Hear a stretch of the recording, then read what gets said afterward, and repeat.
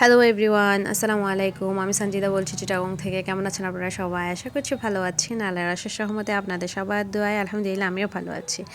তো চলে আসলাম বরাবরের মতো আপনাদের জন্য আরেকটা ভিডিও নিয়ে। তো আজকে আমি ঘরোয়া পদ্ধতিতে ক্যারামেল পপকর্ন তৈরি করব, সেটাই আপনাদের সাথে শেয়ার করতে আসলাম। তো ওই কারণেই মেনলি আমি কোনো ননস্টিকের কড়াই এখানে ইউজ করিনি। আমি নর্মালি আমাদের বাসায় যে কড়াইগুলোতে রান্না করি, তো ওই রকমই একটা কড়াই বা হাঁড়ি যে যেটা বলেন না কেন বসিয়ে দিয়েছি। তারপর অল্প পরিমাণে হচ্ছে সয়াবিন তেল ইউজ করেছি, একদম সামান্য।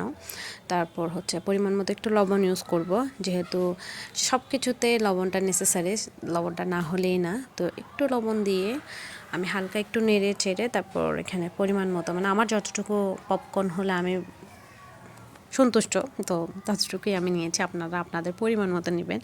তো নিয়ে আমি সুন্দর করে একটা ওড়না বা ঢাকনা যাই বলেন না কেন, ঢাকনা দিয়ে ঢেকে দিয়েছি। আমি ফার্স্টে চেয়েছিলাম যে এখানে আমি একটা হচ্ছে গ্লাসের ঢাকনা ইউজ করব, কিন্তু করলাম না, যেহেতু আমি নর্মাল কড়াই বা নর্মাল হাঁড়িতে সেটা করেছি। তো বরুণাটা বা ঢাকনাটাও নর্মাল রাখার চেষ্টা করেছি। তো আমি আরেকটা হাঁড়ি বা ফ্রাই প্যান, আপনাদের থেকে যেভাবে যেটাই থাকুক না কেন, জাস্ট অল্প একটু চিনি, 2-1 ফোঁটা পানি দিয়ে আমি একটু হালকা একটু আগে চিনিটাকে মেল্ট করে নিয়েছি। তারপর হচ্ছে আমি একটু ঘি অ্যাড করেছি, এটা হচ্ছে হোমমেড ঘি। আপনারা চাইলে এটা স্কিপ করতে পারেন, হচ্ছে এটা জাস্ট ফ্লেভারের জন্যই আমি দিয়েছি। আর এখানে ঘি বা বাটার দিলে একটু স্মেলটা ভালো আসে, মানে পপকর্নটা একদম দোকানের কেনা পপকর্নের মতো হয়।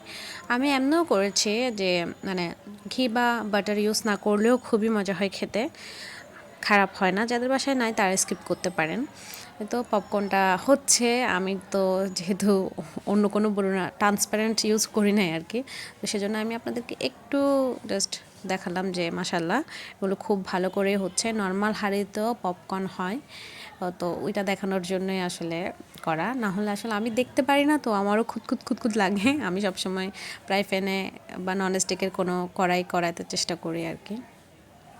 আপনাদের সাথে বকবক করতে করতে চিনিটাও প্রায় গলে আসছে। তো একটু যখন কালারটা চেঞ্জ হবে, তো তখনই আমি আমার রেডি করা পপকর্নগুলো, মানে যেগুলো ভাজা হয়ে গেছে, আমি সেগুলো রেখে দিয়েছি একটা সাইডে। সাইডে বলতে মানে ওভাবেই রেখে দিয়েছি, কড়াই থেকে নামাইও নি। তো ওইগুলো জাস্ট দিয়ে দিব। তো এখন জাস্ট ঢেলে দিলাম সরাসরি, চুলাটা অফ করি নাই, কিন্তু চুলাটা কিন্তু এখনও অনই আছে। তো ভালো করে আমি একটু নেড়ে চেড়ে সুন্দর করে মিশিয়ে নেব, যাতে সবগুলো পপকর্নের গায়ে ভালো করে লেগে যায়। আমি এতটুকুই ক্যারামেল ইউজ করেছি যেন আমার ক্যারামেল একদমই নষ্ট না হয়। তো সে মানে পরিমাণ মতো আর কি, আমি একদমও ওয়েস্ট করিনি, কারণ ক্যারামেলগুলো পরে কোনো কাজে আসবে না। ওগুলো ওয়েস্ট হয়ে গেলে তো শুধু শুধু অপচয়। তো অপচয়টাকে বাঁচানোর জন্য আমি একদম পরিমাণ মতো কাটাই কাটাই ইউজ করেছি, আন্দাজ মতো, জাস্ট আন্দাজ মতোই কাটাই কাটাই ইউজ করেছি। তো সেজন্য আপনাদের একটু কম বেশি হতে পারে, ব্যাপার না। আমার তো করতে করতে একটা আন্দাজ হয়ে গেছে, তো সেজন্য আমি আমার আন্দাজ মতোই করেছি। আমি যতটুকু পপকর্ন রেডি করেছি অনায়াসে 3 জন খেতে পারবে, কারণ ক্যারামেল পপকর্নটা অত বেশি খাওয়া যায় না। আর মাশাল্লাহ আমার ফ্যামিলি মেম্বাররা সবাই খুবই পছন্দ করেন। আর এখন যেহেতু আমাদের বাসায় তেমন কেউ নাই, আমার বড় ছেলেও নাই, শুধু আমার ছোট ছেলে, আমার ননদ আর আমি। তো আমি তেমন খাই না, 2-একটা টেস্ট করি আর কি, যে টেস্ট না করলে না। আমার ননদ আর আমার ছেলে খাবে, তো ওদের দুজনের জন্যই আসলে মেনলি এটা করা। আমি যে নেক্সটে সুন্দর করে ভিডিও করব, মানে আছে না যে কোনো একটা রেসিপি করলে প্রেজেন্টেশন করব, ওই তরটা আমার ছেলে মাশাল্লাহ মানে সহ্য হয় নাই। সে কখন হবে আমার পাশে বাটি নিয়ে দাঁড়ায় আছে, যেহেতু আমি মানে আগে ভিডিওর ভয়েসগুলো ডিলিট করে দিয়েছি, তো সেজন্য হয়তো বুঝতে পারতেছেন না। তো আসেন না, না বোঝারই কথা। তো আমি পরে যেহেতু ভয়েস দিচ্ছি, তাই আমি আগের ভয়েসগুলো মিউট করে দিয়েছি।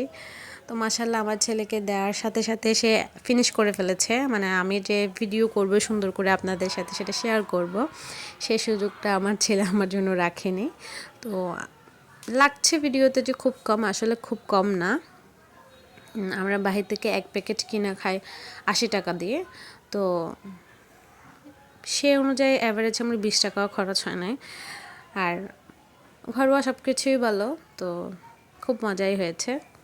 তাই আমি আপনাদের সাথে শেয়ার করলাম। আশা করি আপনাদের বাচ্চাদের বড়দের সবারই ভালো লাগবে, অবশ্যই বাসায় ট্রাই করবেন।